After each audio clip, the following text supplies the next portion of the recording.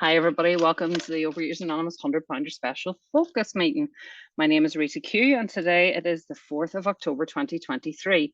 And I am absolutely delighted to welcome Kristi W. I met Kristi at one of the conventions, so I'm so pleased. She came to Away mid-February 2022. She's from Rutland, which is in the United Kingdom, and still lives there. And she is now going to share her experience, strength, and hope. Kristi, you've got 30 minutes, and do you want a 5-minute warning? Yes, give me a 5-minute warning. That'd be brilliant. Thank you very much. Take it away, my love. Okay. So, well, the first thing I'm going to say is thank you so much for inviting me to come along and share my story. I'm also going to do this a little differently to the last share I did, where I had a very detailed script, which speaks to my need for control. So I'm letting go of some of that today. I've got some notes, but I'm going to really try to do this more from the heart and kind of share my story in that way. So bear with me as I try to take a bit of a different approach to try and challenge myself a little bit. So let me start from the beginning and talk a little bit about what it was like for me, or kind of how it all began, really, which is probably no surprise to many of you that it's kind of started with a reasonably traumatic childhood. And those early childhood experiences, which really the negative experiences for me happened between the ages of 4 and 12, really kind of took me to a place of feeling a great deal of fear, a great deal of shame, and really feeling that I just was not good enough as a person. As a result of that, I was just absolutely desperate for people to approve of me so that I could just feel good enough and I could feel that I could fit in. But spent the majority of my time on the felt like on the outskirts of society almost, just not being able to find my place. And when I got to the age of about 12, things really dramatically changed for me. My family situation changed, and I went to live with my nan. And whilst it was a really traumatic time, and there was a lot of feelings of fear and guilt associated with that time, it was also a time where I suddenly found that I could feel really safe. And the things that, I didn't have previously, those materialistic trappings, I didn't even have enough food before, which obviously perhaps played into my addiction at a later stage. Suddenly I was in a situation age 12 where all of those things were accessible to me, and my nan provided this amazing safe sanctuary for me. And I suddenly felt like, oh, hang on a second, I can see this life where I could fit in, I could be good enough. And there was also suddenly a life where food was plentiful and those material objects were plentiful. And I think that is the pinpoint for me of when I started to overeat. And I have very vivid memories of sneaking. My nan had a proper pantry, and I remember very much sneaking into the proper pantry to eat jelly, the cubes of jelly, and it's in its kind of uncooked form. And she never seemed to notice that the jelly would go missing. So I'd kind of, this would continue and the jelly would be replaced, and I'd just keep going. And many other things along those lines where, oh, sorry, let me just turn my phone off, where many times I would find myself, in the pantry, pushing down those feelings of not feeling good, feeling uncomfortable with the things that I was kind of were on my mind, about the things I was working through from my previous life, and the food really did start to provide that crutch for me, and so began this life where on one side of things I was like really an achiever, striving forward to kind of do well, to work, to kind of fulfill these kind of this life that I thought I could visualize and I wanted to achieve. And then on the other side, kind of pushing down all these uncomfortable feelings and these fears with food. And I think the first time I actually officially joined a diet group was when I was about 13. And I promptly lost a couple of stone and thought, oh, well, I've done it now. That's great. Fabulous. I've found the answer. And of course, I definitely hadn't found the answer, because what followed the period of restriction was another period of overeating, and so on for many, many, many years. I estimate that, well, I couldn't even possibly begin to tell you the number of different diet programs I tried. The amount of weight I lost and gained, I think I've tried to tot it up, and I think it was in excess of well over 80 stone in, you know, in different times, gained, lost. And I just felt like I can't do this. My life is out of control and I can't do it.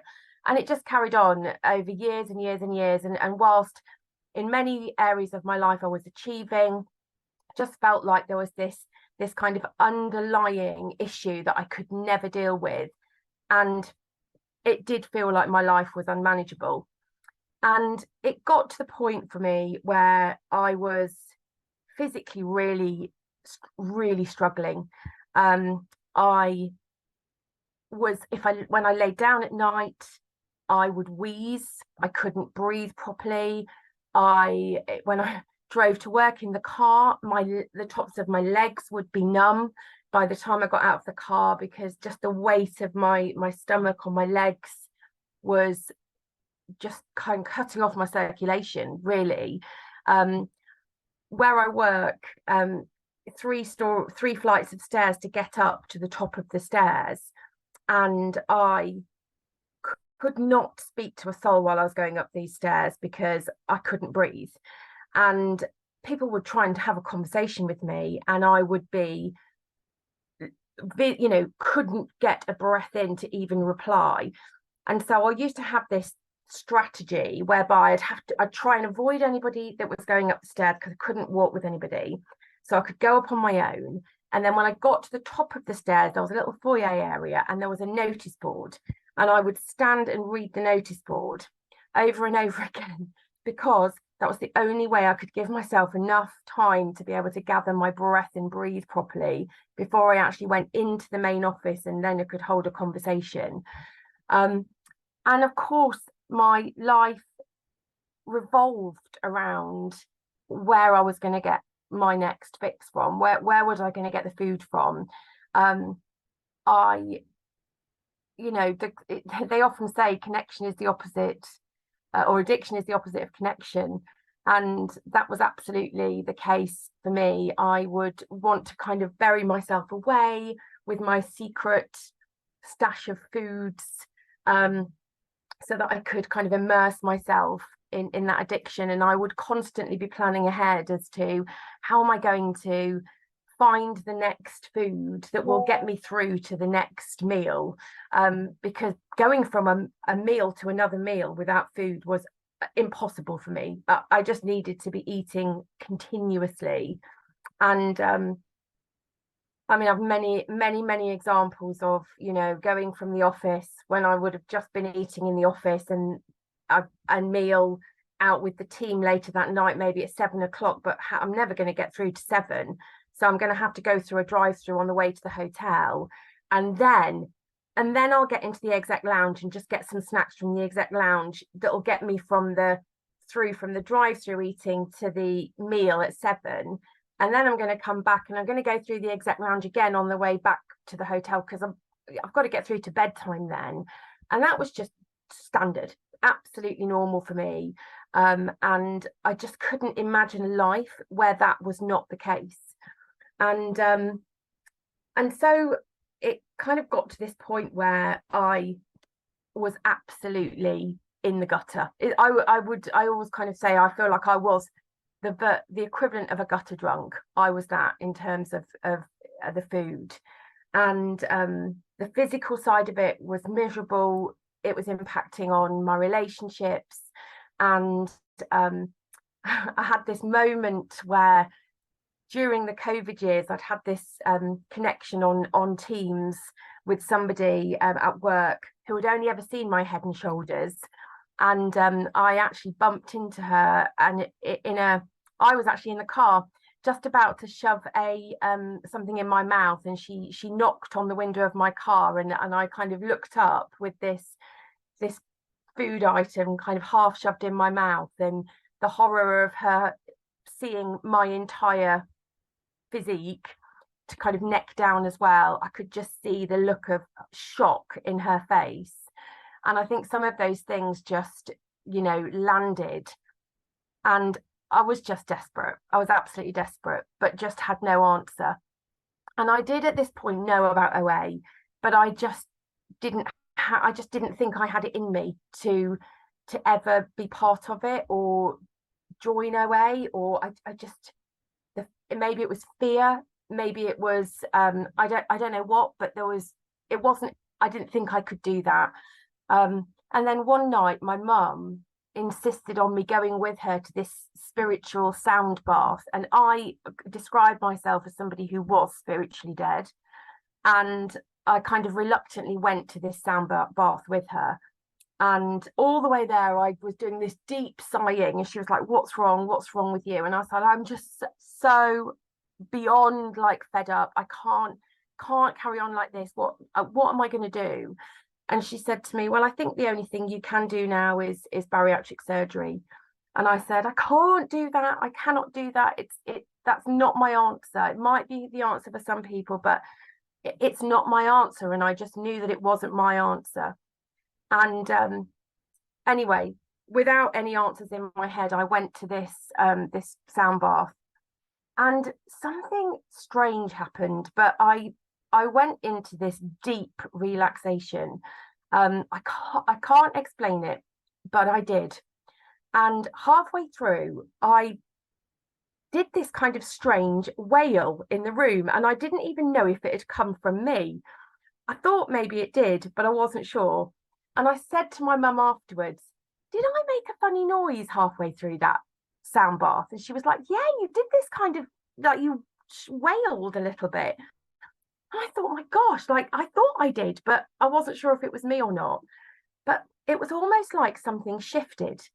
And as we were driving home in the car, I thought, I'm going to text OA when I get home. I'm just going to send them a message. And if somebody messages me back, then maybe I'll join. And I did. And somebody did message me back, which weirdly felt a bit miraculous. And I went along to a meeting the following Wednesday, and not really knowing what to expect or anything about the programme. And I got the gist of the fact when I was in the meeting that you kind of might need a sponsor. So when somebody said they were an available sponsor, I blurted out, will you be my sponsor? And realizing now that's probably not the appropriate way to ask for a sponsor, but I kind of didn't know at the time. So they said, well, I'll phone you after. So I put my details in, and they phoned me. And what then followed was a very intensive period of work, which I won't lie, initially, when I started to do this work, I was thinking, I'm not sure, this is a lot. I've got a really busy life, and I've got 3 kids to look after, and I've got a full-time job, and I'm thinking, I can't give all this time to this program. And then this voice in the back of my head kept saying, but actually, Kristi, you're going to die if you don't. You are going to not wake up in the morning because you'll have had a heart attack in your sleep, or you're going to, you're going to have a stroke. Something's going to happen if you do not do this. And so I just kept listening. My sponsor kept saying to me, stop thinking about it. It's the long term. It's just for today. Just for today, you need to do this. Just for today. And I just kept saying that mantra in my head is just for today. And each day it just kept rolling on and rolling on. And the abstinence stuck. I kept, you know, my focus on my abstinence stuck, but I developed my food plan and my plan of eating, and I started to work the steps from that very first day. And it just kind of kept going. I just kept doing it. I kept repeating those actions day after day after day. And to start with, it was very intensive. I was having sponsor calls on a daily basis, sometimes more than once a day, obviously going to meetings. And as I worked through all of those things, and I really recognize the importance of all those steps now, I started to understand more and more and more about my disease. I started to forgive myself, because I realized actually it's not my fault. I've got a disease that is outside of my control. I'm powerless over this, and actually being able to forgive myself for that, and make amends to the people that really mattered in my life as well, for the impact that it had had on them, was a really powerful part of the program for me. And I just kind of kept doing that, kept working those steps, and the weight just kind of started to come off, and a little bit more and a little bit more. And the focus was not on the weight, weirdly, although I know, you know, we're working towards that healthy body weight. What was suddenly became so clear was it was the steps. That was what I needed to do. I needed to be in recovery. And, you know, they say focus on the program and you lose the weight, focus on the weight, you lose your program. And I could not agree on that more. And so I kind of carried on working the steps, and then moved into that maintenance phase of steps kind of 10, 11 and 12. And the power of really understanding myself, knowing my defects, right? I have way too much need for control. I sit in judgment way too much. The reason I need control is because I want to control your opinion of me. I want you to think, you know, I'm good enough. I want you to think that I fit into your crew and to your tribe. And so therefore I'm constantly trying to seek your approval, or if it's somebody that I can control and they might be having an impact on your view of me, I'm trying to control them, because, you know, I'm talking about my kids here, or my husband, or my family, or, you know, I want to control them, because if they don't show up right, then you're going to think badly of me. So there's loads of stuff that I work through, and I continue to work through that on a daily basis. But honestly, the power of continuing to work the program, I cannot express enough how powerful that has been for me. And it's interesting, because I went through a phase of being terrified of losing this recovery, absolutely terrified of that. And I spoke to my sponsor about that, and she said, don't be afraid, just be vigilant. She said, you're not afraid when you cross the road, are you? She said, you stand on the edge of the road and there's cars coming, and yeah, if you stepped out in front of the car, you know, that would be a really bad thing, but you're vigilant, so you make sure you don't step out in front of the car. And she said, it's the same with your program. Be vigilant, don't be complacent, don't, like, you know, stop going to meetings, don't stop working your steps, don't stop doing your reading, and then you will, you know, you'll keep it alive, you'll keep it going. And actually, as I reflected on that fear definitely started to fall away, and now I feel in a space where I absolutely do feel vigilant, because I want to hold on to this, because I'll talk a bit in a moment about kind of what that's meant, the recovery has meant for me, and how life is different for me now. But, you know, absolutely that, be vigilant, don't be complacent, keep working the steps, and the rest of it kind of all will come with it. So that's kind of a little bit of my journey since I joined in February of 2022. And how is life different for me now? Well, I can't even begin to express the difference in my life.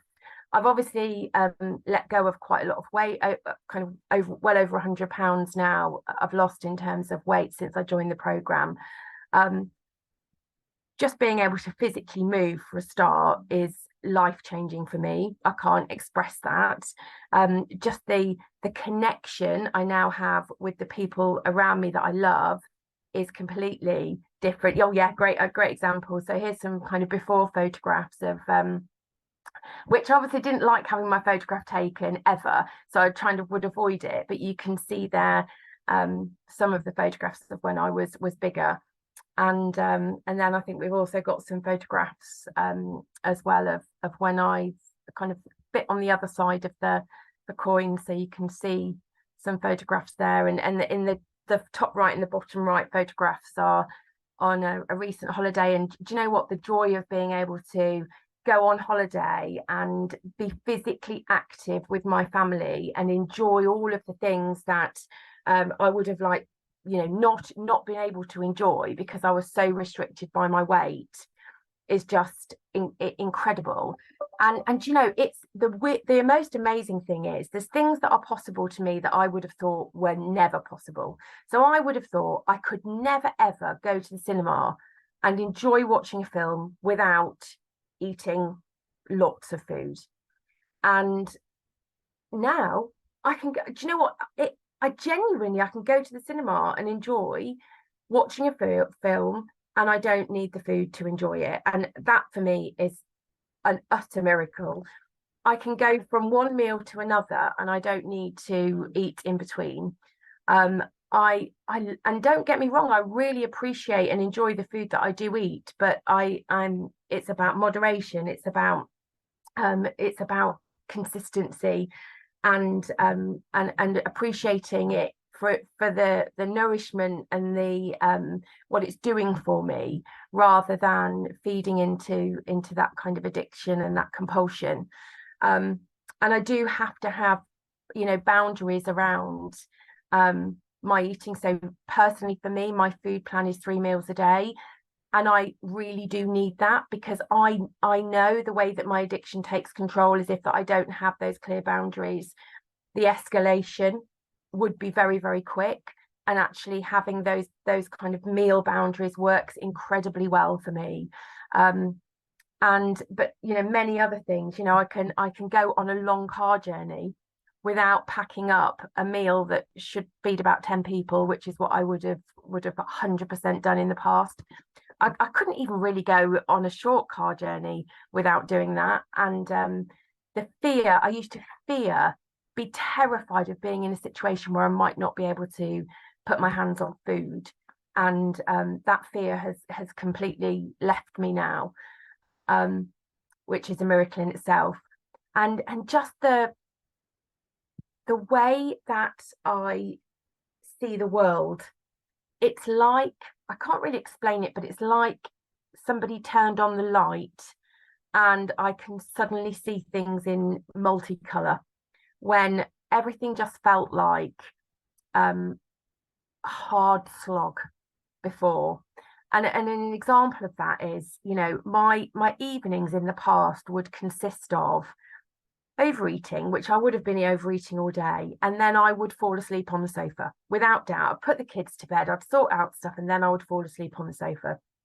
And my husband would say, "Are you going to come to bed?" And I would say, I will, but I'm not coming yet, because I'm sleeping, right? And I'll be there in a minute. And he'd say, "You won't, you're going to fall asleep." And I'd say, "No, I'll be there in a minute." And inevitably, 9 times out of 10, I'd still be on the sofa.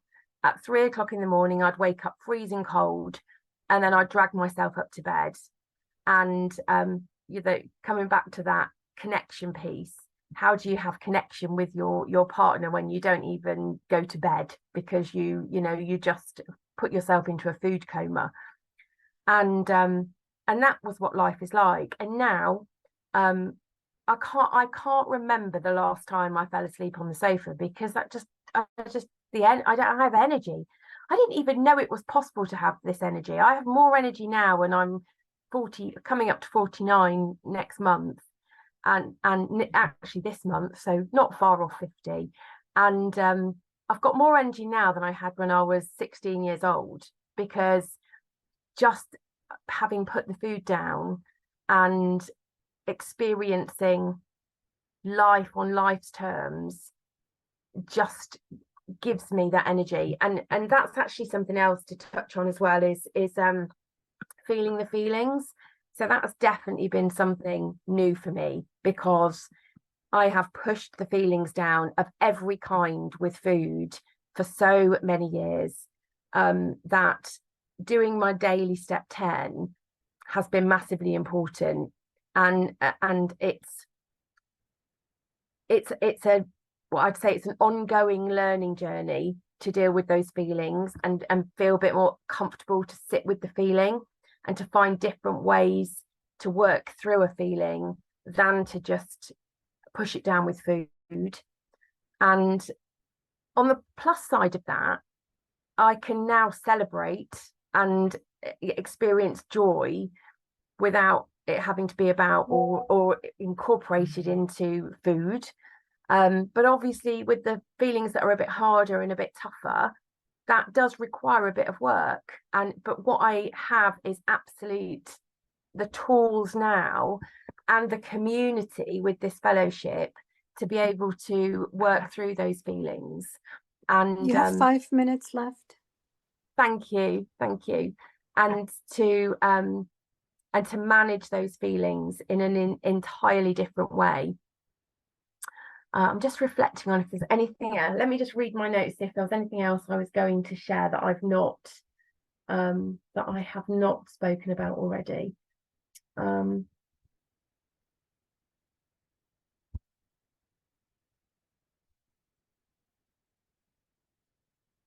think really it's probably just to finish off and say